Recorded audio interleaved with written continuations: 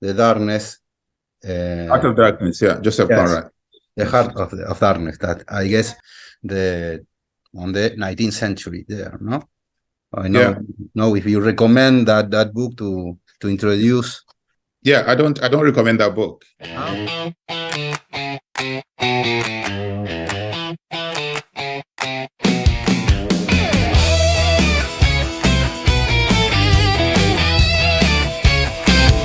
Acá vuelven Matías y Alexis, lejos de cualquier síntesis. Cuando el día cierra su broche, la literatura sucede de noche. Entre el ruido y la lujuria, bienvenidos al sonido y la furia.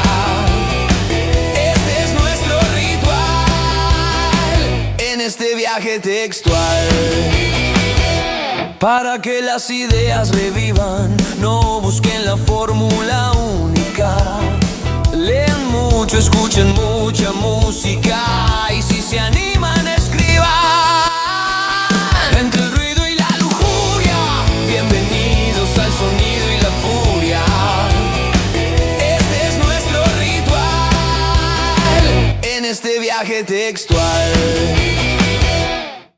Well, we are here with Helon Habila, a writer that I didn't know, but until I received that book from the publisher Empatía here in Argentina. Waiting for an Angel is the only book that I read about you, and I was checking out another publication, and I am expecting for them. I'm waiting. Your last book is called Travelers, and it's about the situation of the African people going through Europe. That's right? Yes, that's right. Travelers came out in 2019. Yeah. Oh, okay. Mm-hmm. Yeah, and like you said, it's about migration. Yes. In Africa and Europe. Well, not just Africa, but also all over the third world. You know, there are people from Afghanistan, people from Syria. Yes. The book kind of focus on African migrants who are crossing the Sahara Desert and the Mediterranean. Yes, people running out about the wars and all that stuff that has happened there. Yeah, so many factors driving them out. Yes.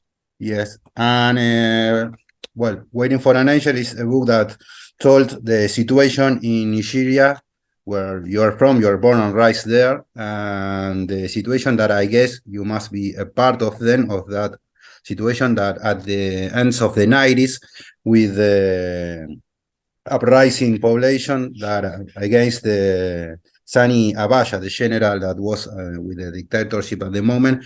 And you talk here about political prisons, and well, the storyteller Lomba is in the situation in jail, and well, that it's very it's all a complaint about that situation, and your books are politicals.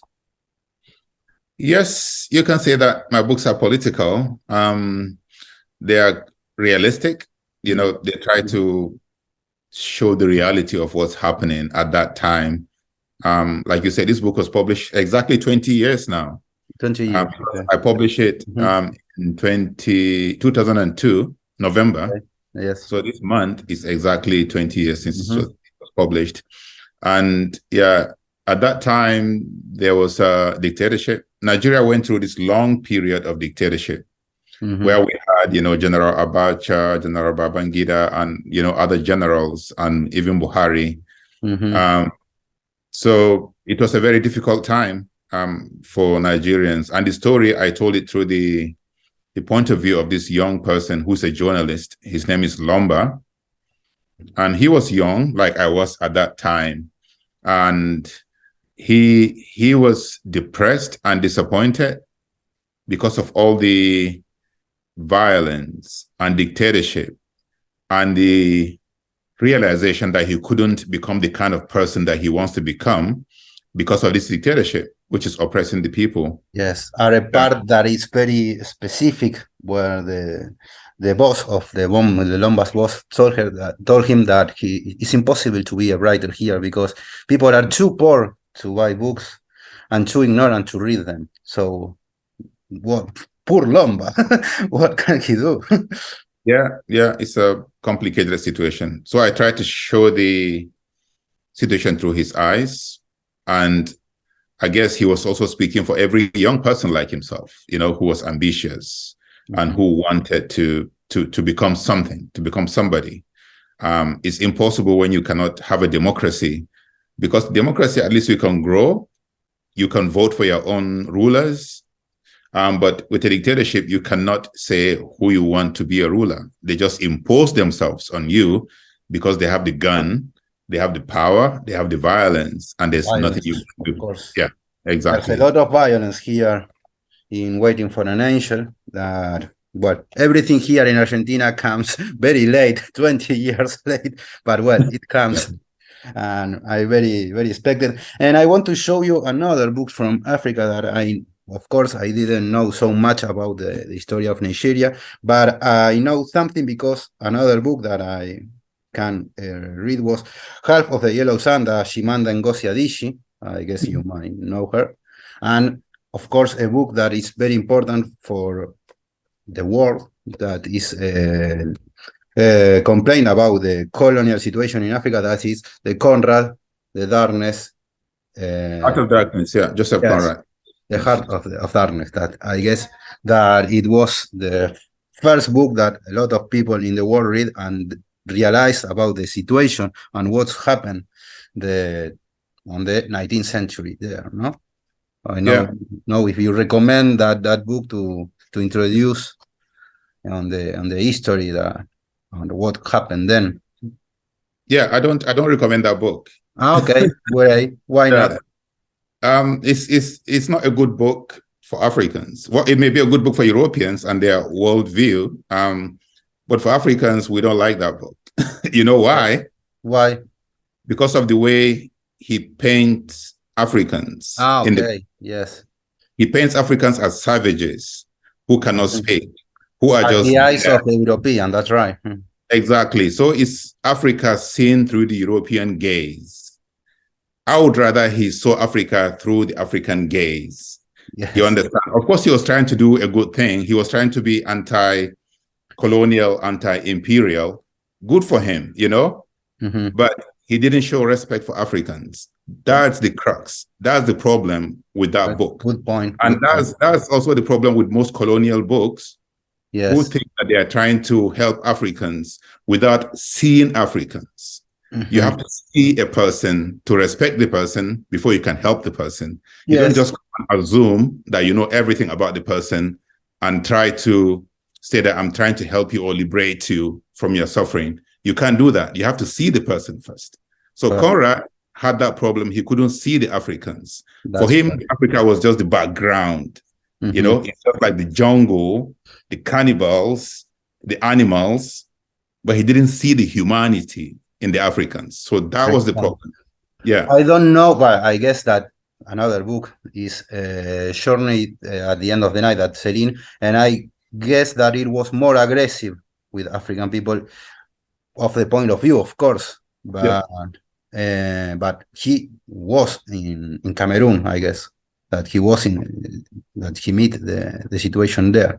But that's books that showing for people that didn't know almost what that's violence there. And back into your book, that of course is a chronicle about the situation at the end of the 20th century in that case. But another point to add, we was discussing on the podcast a few chapters ago about that chronicles will be increased when you add fiction or some little bit of fiction to tell a better story. And you work that you are also a teacher there in USA. You are at the moment in the USA teaching creative writing. So I had a long journey because I was actually a journalist in Nigeria. Okay. So you can see that Lumba was in some ways almost kind of fashioned after somebody like me, Yes. So it was kind of close to reality about the things that people like me went through. And I decided to use a journalist because, journalism is very important for democracy. You cannot have a democracy without journalism.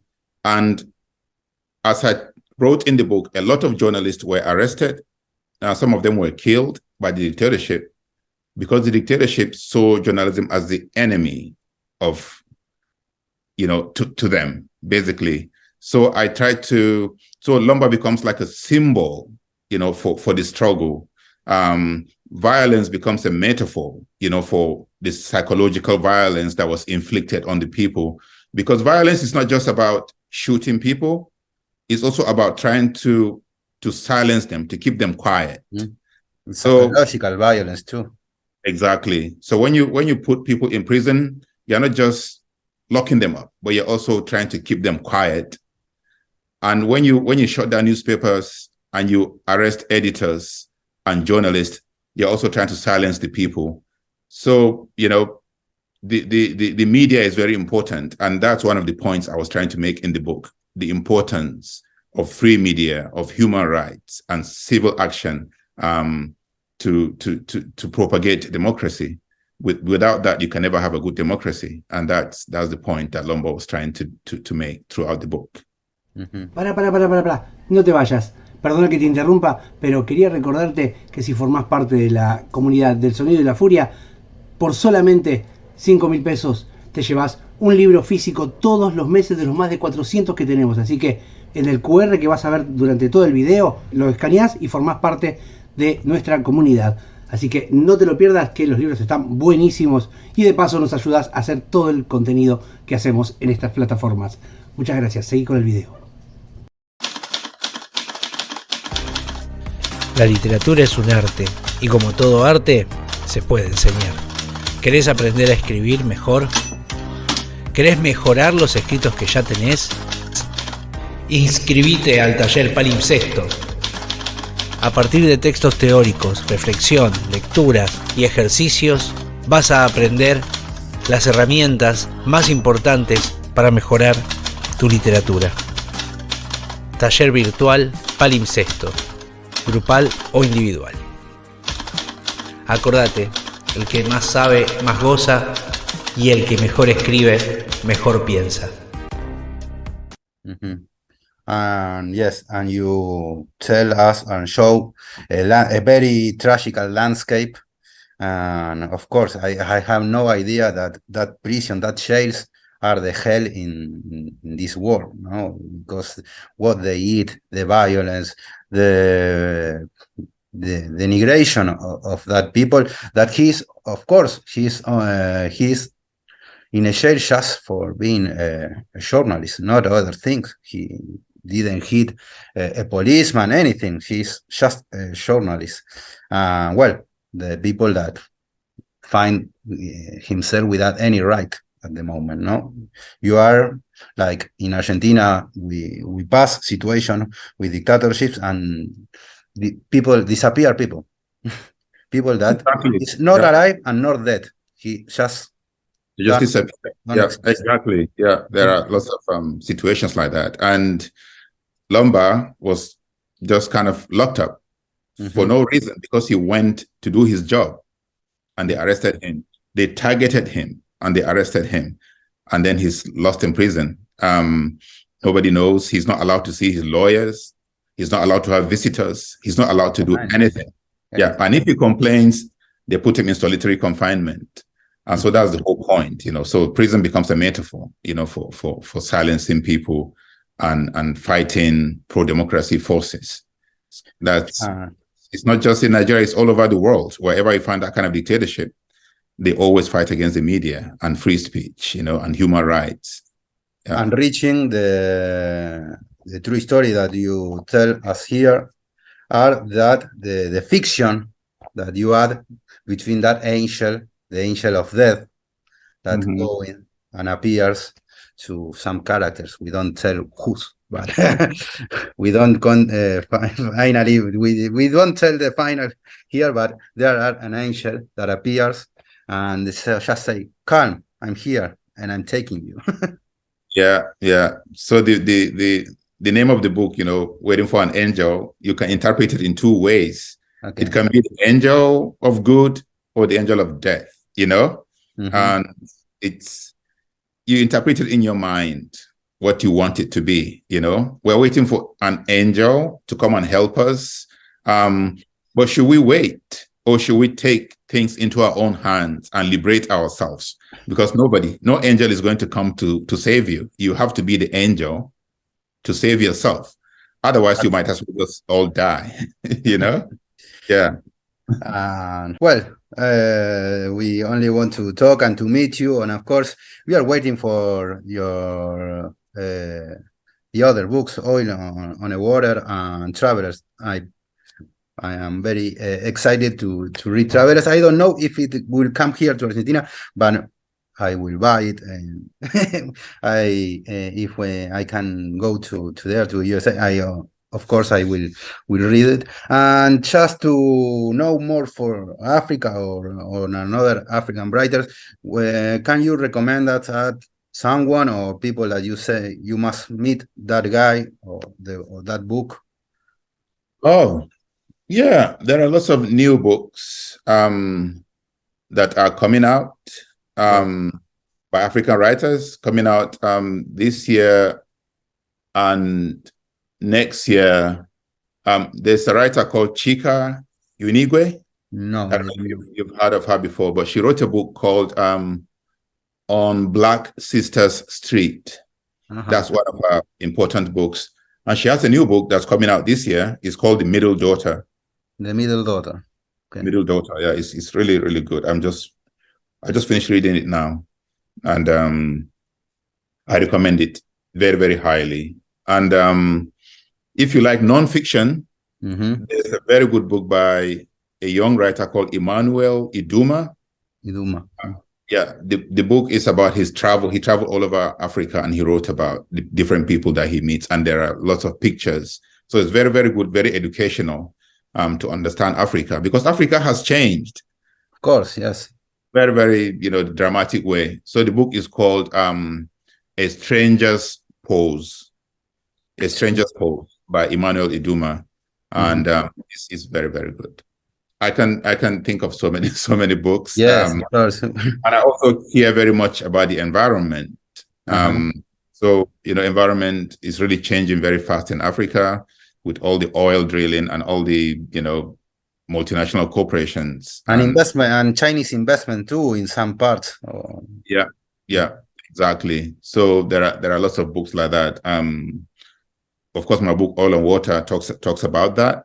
But I'm not recommending there, no? The kidnapper of the journalist, European journalist. Exactly. That's what the book is about. So I hope maybe they will have it in Argentina one of these days.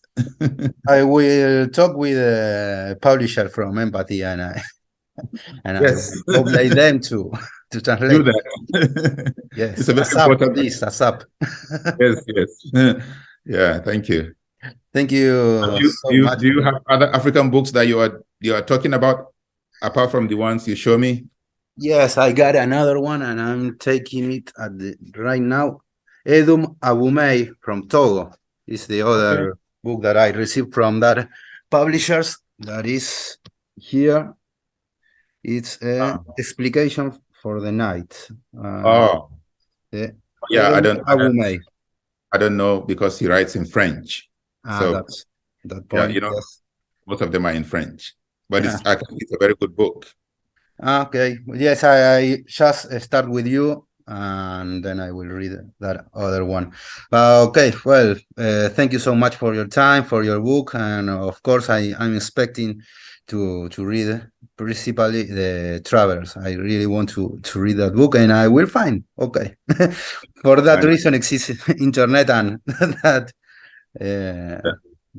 tools. Thank you very much for inviting me. Thank you so much, and okay, we are in contact. Yes. Take care. Thank you. Take care.